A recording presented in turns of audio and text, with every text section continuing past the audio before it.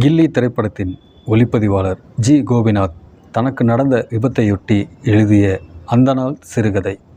சிறுகதையாக்கம் திருவாரூர் பாபு. ஒரு கோர வினாடியில் அது நிகழ்ந்துவிட்டது. ஷாட் ஓகே ஆன திருப்தியில் கிரேன் மீது அமர்ந்து ஒளிப்பதிவு செய்து கொண்டிருந்த நான் கேமராவிலிருந்து கண்களை சற்று நிதானமாக எடுக்க, கீழே ஃபைட் மாஸ்டரின் கால்குலேஷனை மீறி டிரைவரின் ஒரு வினாடி நேர பிழையால் அந்த ஷூட்டிங் கார் 80 கிலோமீட்டர் வேகத்தில் நான் இருக்கும் கிரேன் மீது மோதியது.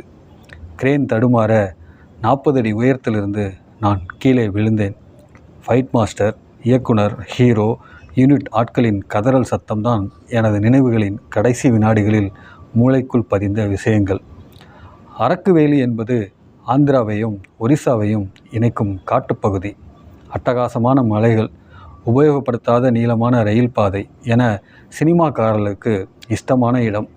ஜீப்புகளும் கார்களும் பறந்து மோதி நொறுங்கும் சண்டை காட்சிகளை விரும்பி எடுக்கும் இடம். அப்படி ஒரு சண்டை காட்சிக்கு திட்டமிட்டு வந்து 20 நாட்கள் படப்பிடிப்பை முடித்துவிட்டு கடைசி நாள் கடைசி ஷாட் முடிந்ததும் தான் இந்த துரதிர்ஷ்ட விபத்து. தயாரிப்பாளரின் இறக்குமதி கார் விரைந்து கொண்டு இருந்தது. எனக்கு சிறிது நினைவு திரும்பி இருந்தது. உயிருடன் இருக்கிறேன் என்பது சந்தோஷமாக இருந்தாலும் ஏன் மூச்சு விடுவதில் இத்தனை சிரமம்? ஒரு டன் பாறாங்கல்லை நெஞ்சில் வைத்தது போல.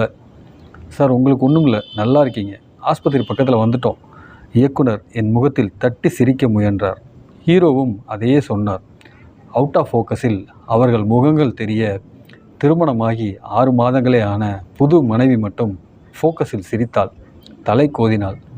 என்னைக்கு ஊர் திரும்புவீங்க என கேட்டாள்.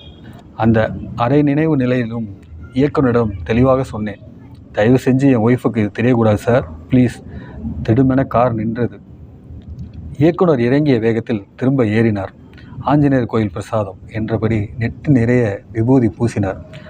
ஆஸ்பத்திரி வந்துட்டோம் என சொல்லிக்கொண்டே வந்தார். ஸ்ட்ரக்சர் வந்தது. தூக்கி படுக்க வைத்தார்கள். ஸ்ட்ரக்சர் நகர தெலுங்கு சினிமாவுக்கு நான் ஏற்கனவே அறிமுகமாகி இருந்த காரணத்தால் பத்திரிகைக்காரர்கள், ஃபோட்டோகிராஃபர்கள் என குழும்பி இருந்தார்கள். தயவு செஞ்சு வேணாம் சார், என் ஒய்ஃபுக்கு தெரியவே கூடாது சார் என சொல்ல மரியாதையாக அவர்கள் நகர்ந்தார்கள். நெடுநெஞ்சில் ஃப்ராக்சர். ஆண்டவன் அருள் இருந்தால் எலும்புகள் சேர்ந்துவிடும்.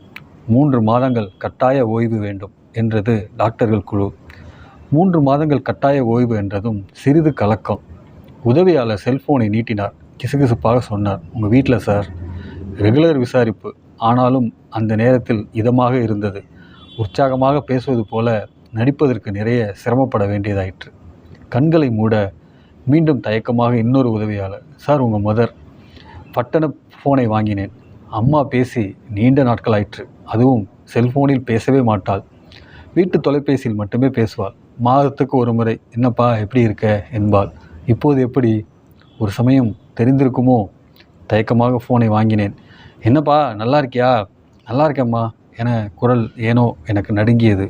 சும்மாதான்ப்பா, திடும்னு ஓ நினப்பு வந்துச்சு. நேற்று ராத்திரி கனவுல ஆஞ்சநேயர் வந்தார். மனசுக்குள்ளே ஒரு மாதிரி கலக்கம். உன்னை பார்க்கணும் போல இருக்குப்பா. ஊர் திரும்பினதும் வரேம்மா என்றேன் அமைதியாக. ஏனோ இவ்வளோ நேரம் கட்டுப்பாடுடன் இருந்த எனக்கு இப்போது அழ வேண்டும் போல் இருந்தது.